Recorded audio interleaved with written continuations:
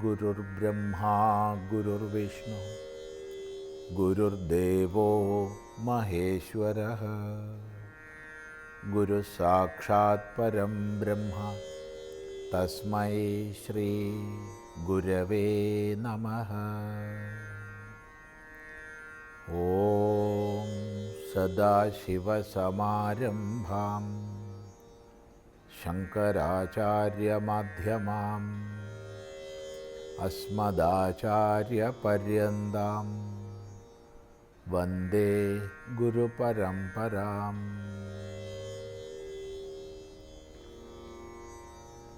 ശാങ്കരകൃതികളിൽ മനീഷാ പഞ്ചകത്തിൽ 3-ാം ശ്ലോകം ശ്രദ്ധിക്കുന്നു. അവിടെ ഈ വിശ്വമഖിലവും നശ്വരമാണെന്നും നിത്യമായത് ബ്രഹ്മമാണെന്നും ഗുരുനാഥൻ്റെ ഉപദേശം കൊണ്ട് മനസ്സിലാക്കി നിശ്ചയിച്ചുറപ്പിച്ച് പരിശുദ്ധമായ അന്ധഃകരണം കൊണ്ട് പരമസത്യത്തെ നിരന്തരം വിചാരം ചെയ്യുന്നവനാൽ ഭൂതവും ഭാവിയുമായ ദുഷ്കൃതം മുഴുവൻ ദഹിപ്പിക്കപ്പെടുന്നു എന്ന് പറഞ്ഞു.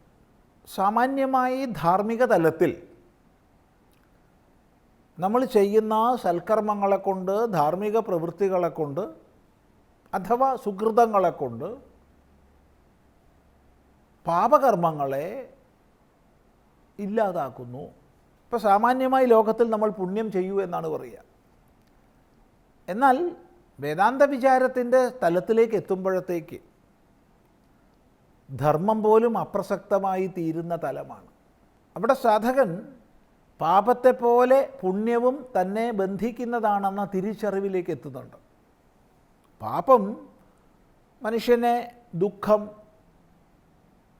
ക്ലേശങ്ങൾ തുടങ്ങിയവയിൽ ബന്ധിക്കുമെങ്കിൽ പുണ്യം സുഖം, ജ്ഞാനം തുടങ്ങിയവയിൽ ബന്ധിക്കും. രണ്ടും ബന്ധനം തന്നെയാണ്. എന്നല്ല, ദുഃഖത്തേക്കാൾ നമ്മളെ കൂടുതൽ ബന്ധിക്കുക സുഖമാണ്. കാരണം ദുഃഖത്താൽ ബാധിക്കപ്പെടുന്ന ഒരാൾക്ക് എങ്ങനെയെങ്കിലും രക്ഷപ്പെടണമെന്നുള്ള ചിന്ത ഉണ്ടാവും. സുഖത്താൽ ബാധിക്കപ്പെടുന്ന ആൾക്ക് അതുണ്ടാവില്ല. അതുകൊണ്ട് സൂക്ഷ്മതലത്തിൽ സാധകനെ സംബന്ധിച്ച് പാപവും പുണ്യവും ഒരുപോലെ ബന്ധകാരികളാണ്. അതുകൊണ്ട് ദുഷ്കൃതത്തെ ദഹിപ്പിക്കുന്നവൻ എന്ന് പറയുന്നിടത്ത് സുകൃതത്തെയും ദുഷ്കൃതത്തെയും ദഹിപ്പിക്കുന്നവൻ എന്ന അർത്ഥം മനസ്സിലാക്കണം.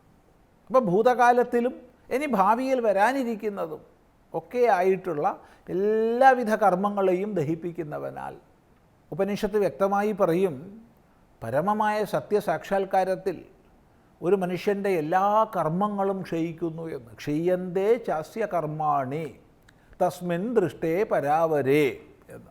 ആ പരാപരമായ ബ്രഹ്മം സാക്ഷാത്കരിക്കപ്പെടുമ്പോൾ എല്ലാ കർമ്മങ്ങളും ക്ഷയിക്കുന്നു. പുണ്യവും പാപവും എല്ലാം, ഭൂതവും ഭാവിയും എല്ലാം. പിന്നെ അയാൾക്ക് കർമ്മബന്ധനമില്ല. അങ്ങനെ സകല സുകൃത ദുഷ്കൃതങ്ങളെയും ക്ഷയിപ്പിക്കുന്നവനാൽ അവിടെ ചോദ്യം വന്നു, എവിടെയാണ് ഈ കർമ്മങ്ങളെ മുഴുവൻ ക്ഷയിപ്പിക്കുന്നത്? സംവിന്മയേ പാവകേ, അഗ്നിയിൽ. പാവകേ അഗ്നിയിൽ. ഏതഗ്നിയിൽ? സംവിന്മയേ, സമ്യക് വേത്തീതി സംവിത്ത്. നല്ലപോലെ അറിയുന്നു. എന്തിനെ കൊണ്ടോ അതാണ് സംവിത്ത്. അപ്പം സംവിന്മയമായ എന്ന് പറഞ്ഞാൽ ജ്ഞാനമയമായ അഗ്നിയിൽ. അപ്പം ജ്ഞാനമയമായ അഗ്നിയിൽ സകല പാപങ്ങളെയും പുണ്യങ്ങളെയും ഭസ്മീകരിക്കുന്നു, എല്ലാ കർമ്മങ്ങളെയും. ജ്ഞാനാഗ്നി സർവകർമാണി ഭസ്മസാത് കുരുതേ എന്ന് ഭഗവാൻ ഗീതയിൽ ഉപദേശിക്കുന്നത് ശ്രദ്ധിക്കുക. ജ്ഞാനമാകുന്ന അഗ്നി സകല കർമ്മങ്ങളെയും ഭസ്മമാക്കുന്നു എന്ന്. അവിടെ ഗീതോപദേശത്തിൽ വളരെ ശ്രദ്ധേയമായ ദൃഷ്ടാന്തം പറയുന്നുണ്ട്. യഥൈധാംസി സമിദ്ധോഗ്നി ഭസ്മസാത് കുരുതേർജുന ജ്ഞാനാഗ്നി സർവകർമാണി ഭസ്മസാത് കുരുതേ തഥാ. എപ്രകാരമാണോ നല്ലപോലെ ജ്വലിപ്പിക്കപ്പെട്ട അഗ്നി വിറകുകളെ വെണ്ണീറാക്കുന്നത്, അതുപോലെ ജ്ഞാനമാകുന്ന അഗ്നി എല്ലാ കർമ്മങ്ങളെയും വെണ്ണീറാക്കുന്നു എന്ന്. അപ്പം ജ്ഞാനമയമായ അഗ്നിയാൽ പുണ്യപാപാത്മകങ്ങളായ സകല കർമ്മങ്ങളും ഭസ്മീകരിക്കപ്പെടുന്നു. ഇങ്ങനെ സകല കർമ്മങ്ങളും ഭസ്മീകരിക്കപ്പെട്ടാൽ അവൻ മുക്തനായി. അയാൾക്കിനി ബന്ധനമില്ല. അയാളെ ഭൂതമോ ഭാവിയോ ബന്ധിക്കുന്നില്ല. അതുകൊണ്ട് അയാൾക്ക് ഇനി ജന്മം എടുക്കേണ്ടതില്ല. അയാൾ സർവതന്ത്ര സ്വതന്ത്രനായി മുക്തനായിരിക്കുകയാണ്. അയാൾ ആനന്ദ സ്വരൂപത്തിൽ കഴിയുകയാണ്. അപ്പോൾ അവിടെ ഒരു ചോദ്യം വരും, അങ്ങനെയാണെങ്കിൽ പിന്നെ അയാൾ എങ്ങനെയാണ് ജീവിക്കുന്നത്? എന്തിനാണ് അയാൾ ജീവിക്കുന്നത്? അവിടെയാണ് പറയുന്നത്, പ്രാരബ്ധായ സമർപ്പിതം സ്വവപുഹു. ഇങ്ങനെയുള്ളൊരു മഹാൻ, ജീവൻ മുക്തനായ മഹാൻ, ജീവിച്ചിരിക്കെ തന്നെ പുണ്യപാപാത്മകങ്ങളായ സകല കർമ്മങ്ങളെയും ജ്ഞാനമാകുന്ന അഗ്നിയാൽ ഭസ്മീകരിച്ച മഹാൻ എങ്ങനെ ഇരിക്കുന്നു? പ്രാരബ്ധായ സമർപ്പിതം സ്വവപുഹു. പ്രാരബ്ധത്തിനായിക്കൊണ്ട് സ്വന്തം വപുസ്സിനെ സമർപ്പിച്ചിരിക്കുകയാണ്. എന്താണോ പ്രാരബ്ധം അത് നടക്കട്ടെ. അത് സുഖമാണോ ദുഃഖമാണോ, മാനമാണോ അപമാനമാണോ, ശീതമാണോ ഉഷ്ണമാണോ, എന്തോ വരട്ടെ. കാരണം നമുക്ക് ശരീരമുണ്ടെങ്കിൽ പ്രാരബ്ധമുണ്ട്, അഥവാ പ്രാരബ്ധമുണ്ടെങ്കിൽ ശരീരമുണ്ട്. പ്രാരബ്ധം ക്ഷയിച്ചാൽ ഒരു നിമിഷം പോലും ശരീരം നിൽക്കില്ല.